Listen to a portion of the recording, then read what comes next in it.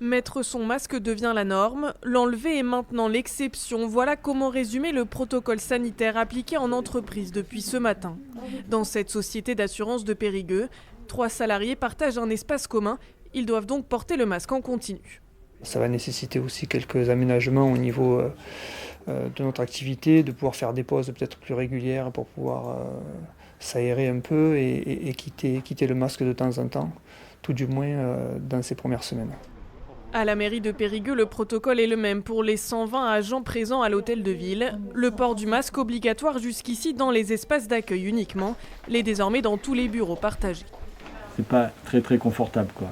Notamment en bureau, face à un écran. Bon voilà.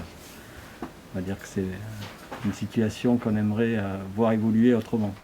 Pas d'obligation en revanche pour les employés disposant de leur propre bureau. Dans les départements situés en zone orange comme la Dordogne, quelques exceptions au port du masque pourront être appliquées si les locaux sont suffisamment grands et le système de ventilation adapté. On découvre nous aussi là aujourd'hui ces possibilités-là.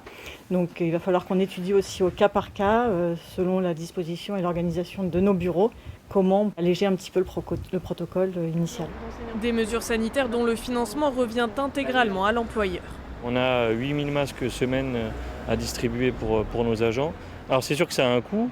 Ce coût il est assumé complètement par la collectivité parce qu'on considère que ce n'est pas aux agents à se payer le matériel de protection. Autre recommandation de ce nouveau protocole sanitaire, le télétravail est désormais privilégié seulement pour les salariés jugés à risque.